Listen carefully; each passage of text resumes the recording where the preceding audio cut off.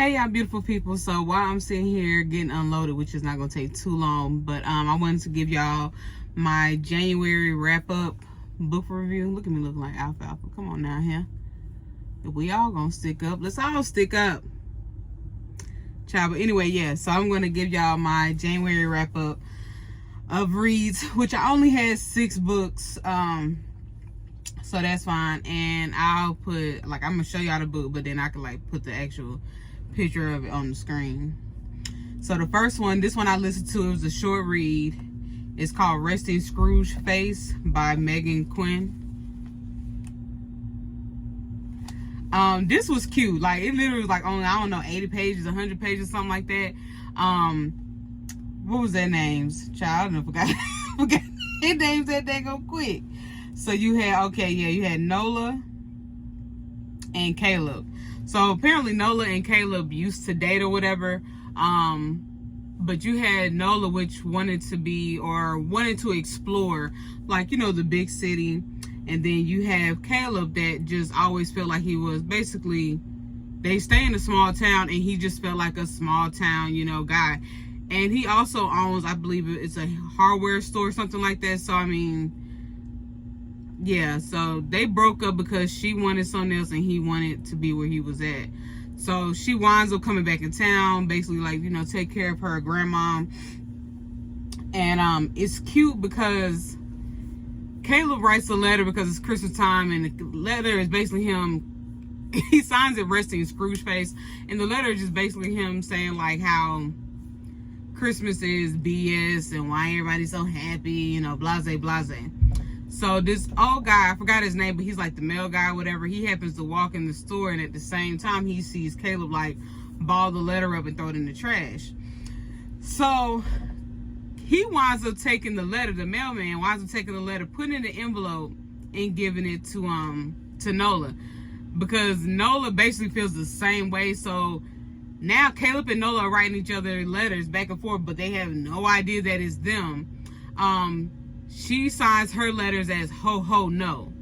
And for one, I think it's cute. I love writing letters, especially like to people that mean a lot to me, or especially somebody that's my boo or whatever, because I feel like a letter is so intimate, like you really have to take your time.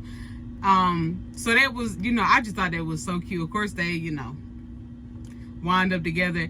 And also what was cute about it is that, you know, our elders, sometimes they don't know how to mind their business, and it's not always a bad thing, because her grandma and the mailman both played a part in this. So I think I gave it a 5 out of 5. It was real cute to me. Next one is The One Night, also by Meghan Quinn.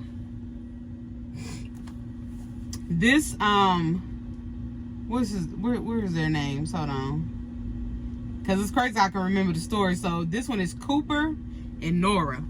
So Cooper, okay. Cooper was supposed to get married and he didn't. And it's cute because I think it's almost been a year maybe since he was supposed to get married. His brother and sister are like off doing their own thing or whatever, right? Living life, whatever. And he's constantly, you know, always around his parents, helping them and this, that, and the third. And now they're like, okay, it's like time for you to get out, child, and, you know, go spread your wings. So it's cute because they decide they're gonna be his wingman one night. Like, they done packed their bags. Apparently he has to take a ferry, because I believe, yeah, they did take a ferry to get from like his place to his parents' place. So they took a ferry, whatever. They wound up going to this, like, honey, it's a bar that, like, child, it ain't the best. It ain't the best of bars. So they just wound up going there because it's like late at night. I forgot how late it was. And then this is where they run into Nora.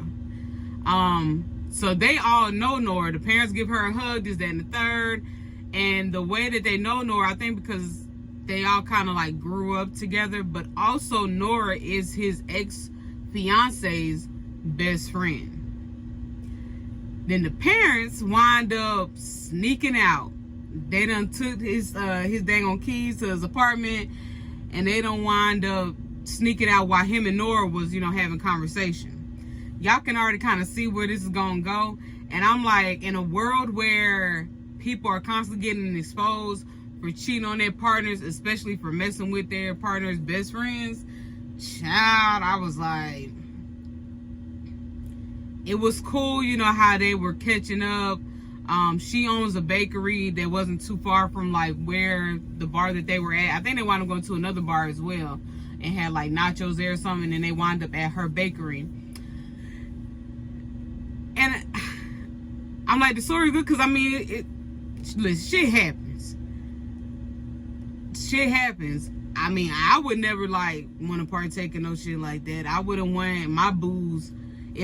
Whether we booze or ex-booze, your friend and my friends are off limit. Like, if y'all about to do that thing, I must be at a place where I don't even care anymore. I must move on. Or we must be at a place where you're not going to be my friend anymore. And you're go ahead and do what you want to do. But you know, they did what they did. And the next morning, he winds up sneaking out. And because he kind of like, what the fuck did he do, right?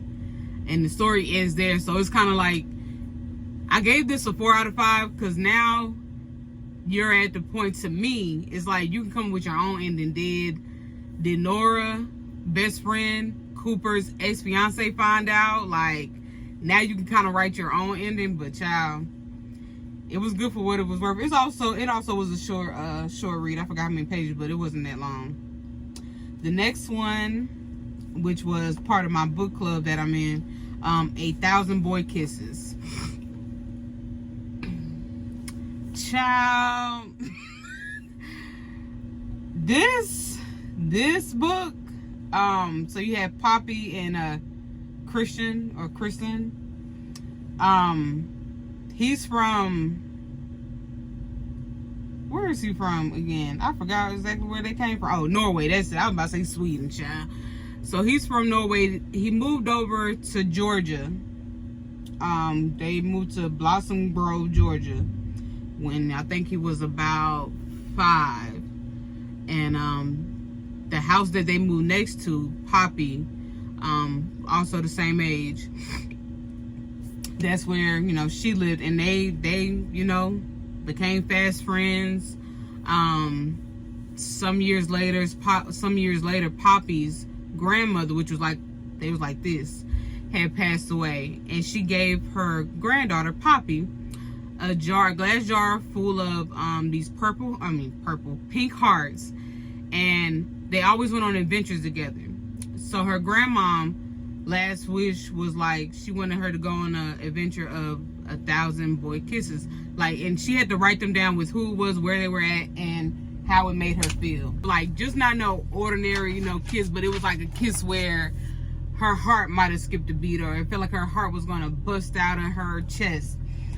Y'all, I gave this a 5 out of 5. I don't want to give everything away, but when I say this shit took me on emotions, I was crying for one. I was upset. I was angry, in awe, in joy. For them to love, these two to love each other the way that they did so young.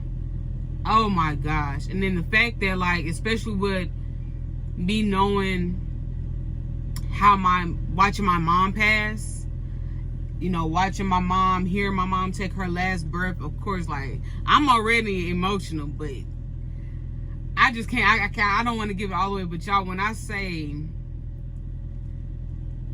this was a damn good book, like, it took you on emotion, took you on adventure. I was mad at the daddies. I was upset at Poppy.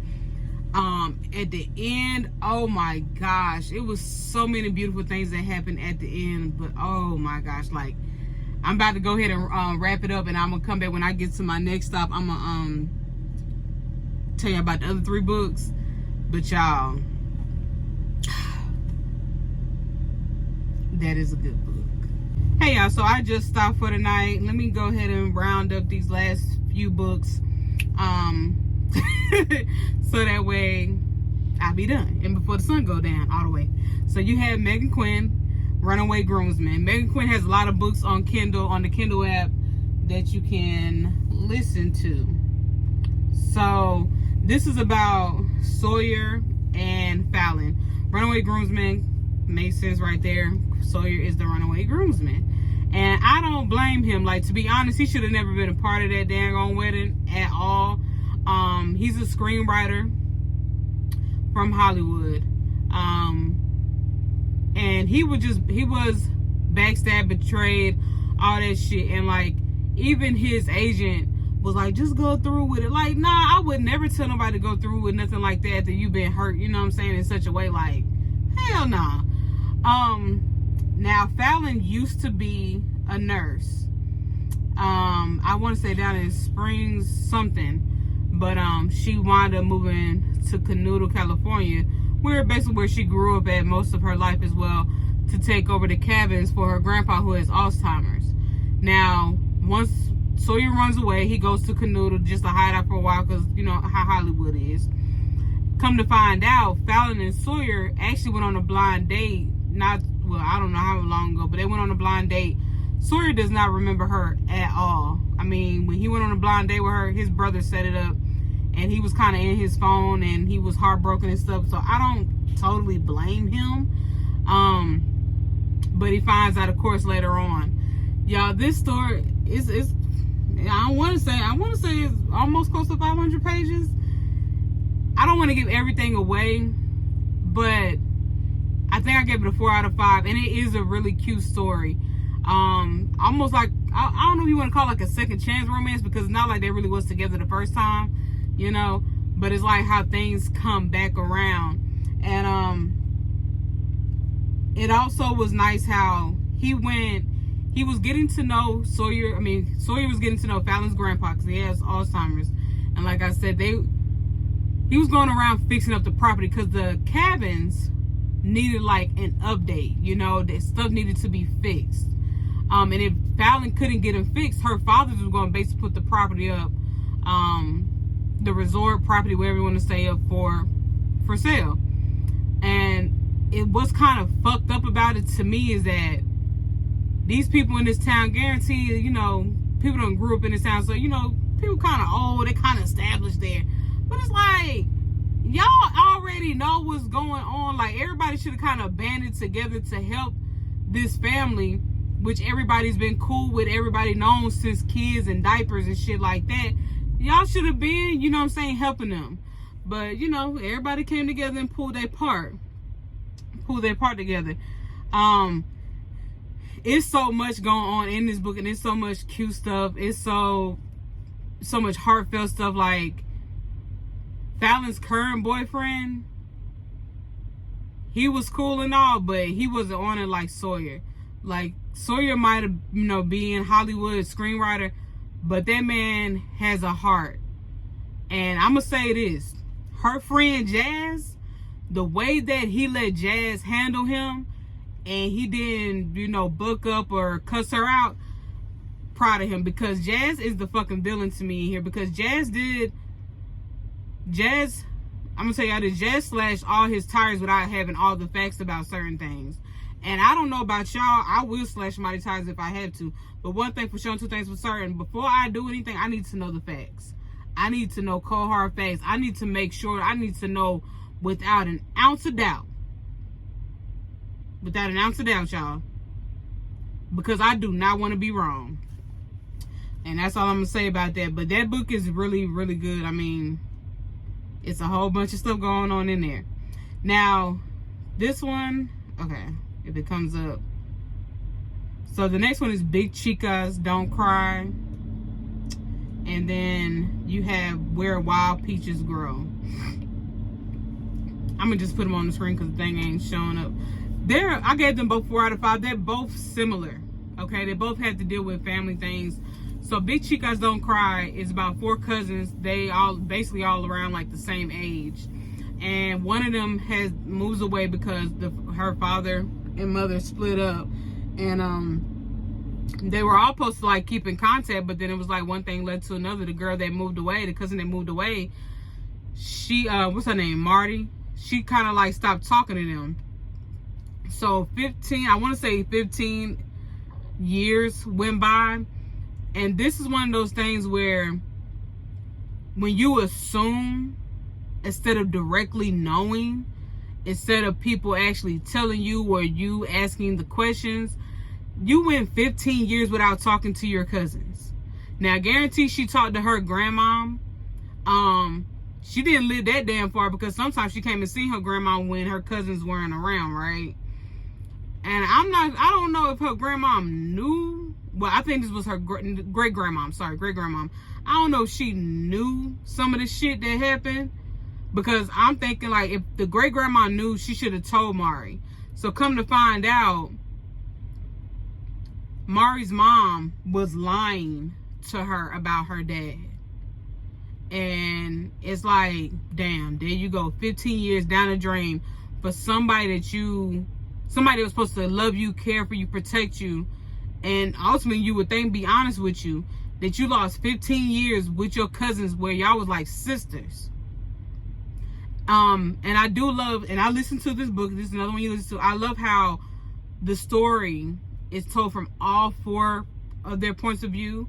I also love that each story about their love life, their work life, their family life is all out for display. All of these are strong characters.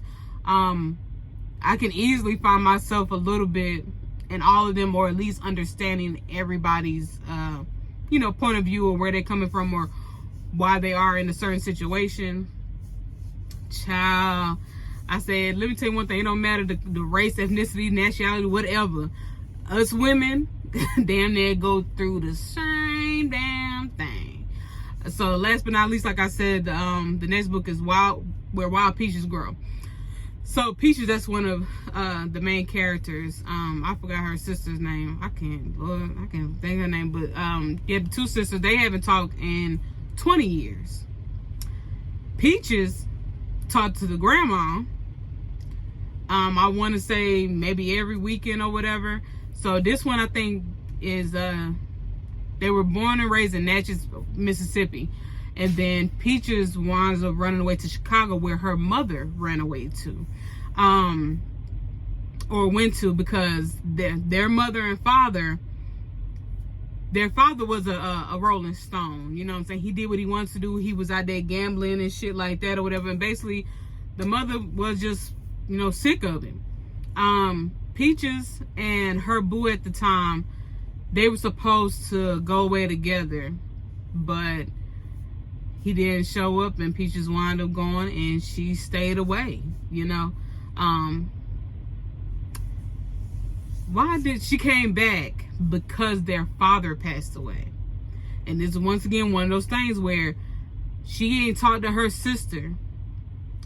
She didn't talk to a lot of people back home in Natchez because of what she assumed she thought she knew. And then when she found out who really was the culprit and shit like that, it's like, there we go, once again. I think I told you I gave this a 4 out of 5. Once again. Now, it's some fucked up shit that happened. Was her sister did go through an abusive relationship. And I will also tell you, like, her sister winds up having a child. Which, of course, Peaches didn't know nothing about, because she didn't keep in contact with, her sister. And their grandmother didn't tell her, because her grandma was like, if you wanted to know, you should have kept in contact with your sister. She's like, it wasn't my business to tell. Now, that's kind of rough, because some grandparents will tell it. But, that was that. Yeah, her sister had a child, and it's kind of like, y'all gonna have to find out who the daddy is, because, honey, I was like, Miss Ma'am. Miss Ma'am. You one kind of fucked up sister. Point blank period. And last but not least about this story, the mother pissed me off, because she made a deal. And the fact that you are a mother, I don't care if you're a mother to a girl or to a boy, it's just the fact that God bless you to be a mother, that you would make such a deal to where you would not talk to your daughter for 20 years. Nobody, no amount of money, no deal that anybody could ever make me to stop talking to my child if I had one. And that's that. But that's the January wrap up. Like I said, I ain't want to give y'all too much about all the books, because if you read them, you need to, you know, need to find the little surprises, the little cute stuff, the little wow shit, you know, on your own, and tell me what you think. But let me know what books have y'all read in January, or that y'all reading now, or what books I need to look into. And I can't wait to come back to y'all in February. Well, the end of this month, or maybe maybe mid next month. But yeah, I can't wait to come back to y'all with February's wrap up. So I will talk to y'all later. Kisses to all y'all beautiful people. Make sure to love yourself, love your loved ones. Make sure to take care of your health and be aware of your surroundings, my dear. Until then, bye.